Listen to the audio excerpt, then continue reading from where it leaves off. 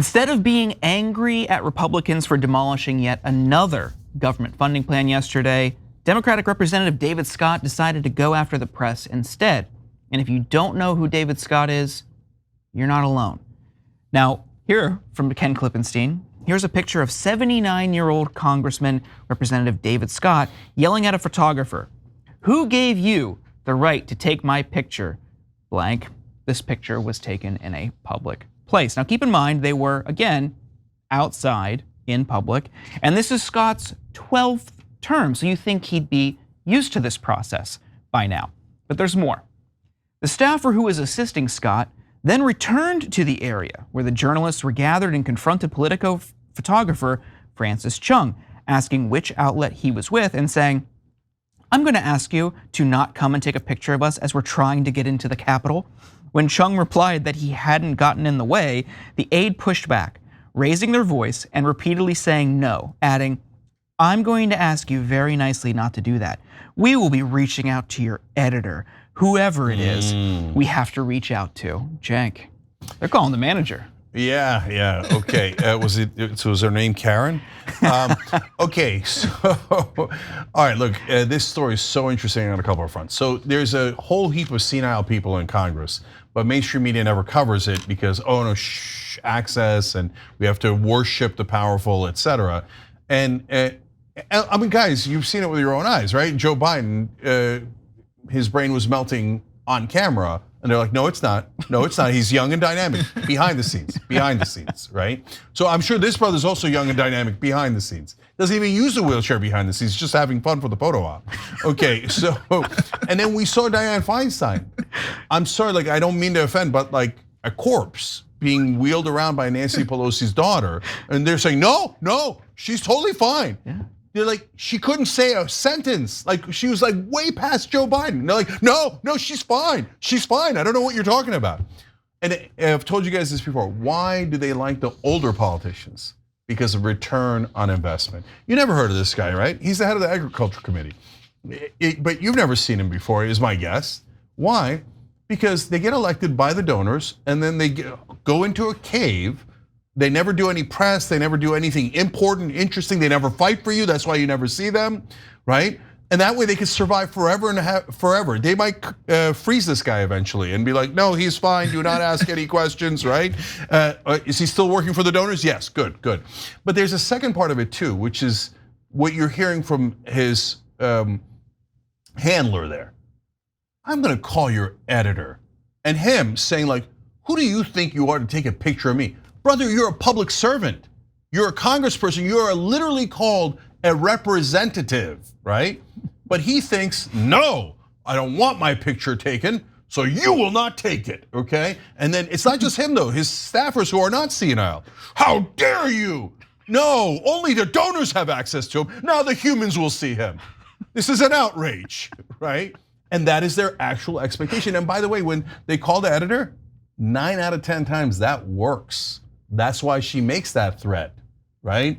Because if I call your editor knows to kiss my ass and make sure you don't get any actual stories out there that might inform people. There's more. Jackson, what do you think? Yeah, and I think the really good point that you made about how particularly people who you never heard of, but they've been in this seat for maybe like 20 years or something like that. That's even more prevalent at the local level because Americans in general, pay most attention to politics when somebody's running for president. We pay even less attention to local politics, unfortunately, because that's where the most direct change can take place for your community and your neighborhoods. But these people will get elected and they'll be like, this dude's been in this bench for 35 years and local government's just as corrupt as the federal government. So corporate America's pulling strings all over the place. And the less face time you get, the less known you are, the less likely you're gonna be held accountable by the public at all, because Americans, and this is definitely onus on our education system, we don't really know how this country works as a whole. So if you can go under the radar, then that's really good for you. That's probably why I didn't want his picture taken. Like, no, I don't want nobody knowing who I am. It's just like when they rolled Dianne Feinstein out when she was like that old woman from SpongeBob, like, what? They're selling chocolates. I'll never forget that. But yeah, no, all these people are old. We got Chuck Grassley, he's almost 100 years old. Nancy Pelosi's like what? She's 84 or something like that. Yep. Nancy, yeah, 84. Like so many of these people are 81, 82, 84, 78. And like you pointed out, they have these relationships. They've been having these relationships with these people for decades. So it's just easier than bringing somebody younger in. That's why AOC didn't make it to the position because, make it easier for the donor class. But yeah, no, it's I think one of the biggest silver linings that we have as progressives, or really just anybody who wants a more effective government, is these people are old. You know what I'm saying? Like their time is just come to an end naturally. So we all need to encourage our friends and family and just good people that we know to run for office, because that's really what's going to make the difference at the end of the day. Let me say real quick. Until about a year ago, these three had been running the Democratic Party in the House for, I think, almost the entire time I've been covering news, which is like quarter of a century. Pelosi, who's 84, Clyburn, who's 84, and Steny Hoyer, who's 85.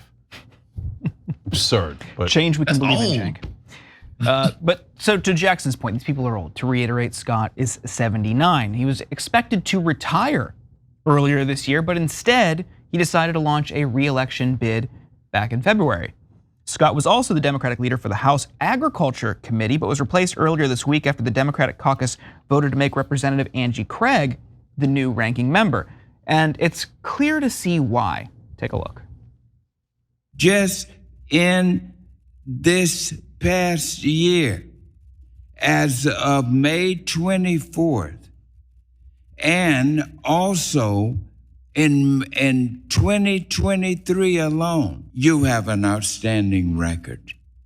And not only your record, but the record of President Biden. Okay, now compare that to a younger, more vigorous version of his past self. Take a look. Let's give the truth in this matter. It was under Democratic leadership that we said no. Yes, we have a credit problem, a credit freeze of the credit markets up on Wall Street, and we must respond. No, I will not. You had your 2 minutes. I only have 2 minutes. Now, according to a Politico report earlier this year, when Scott was seeking re-election, even in private meetings, Scott frequently reads from a script and at times has trouble carrying out substantive conversations in real time about much of the food and agriculture policy that he oversees. According to more than a dozen lawmakers, congressional staff, lobbyists, and agriculture advocates who have spoken with Scott in recent months and were granted anonymity to speak candidly about their concerns. One Democratic lawmaker even stated, "David Scott is Exhibit A for term limits. He was a respected, talented member who has become diminished, and it's painful for people to watch." And I think, Cenk, there is an issue here where their age and their declining mental capacity inhibits their ability to fulfill the obligations of their job. But I do want to point out that friend of the show, Ken Klippenstein, has dubbed this cadre of aging members of Congress the mothball mafia. And that has been banging around my head the past day since I read that. Kenny Clips. Okay, causing trouble as always. Look, if these folks are senile, which they clearly are, who's actually running their offices?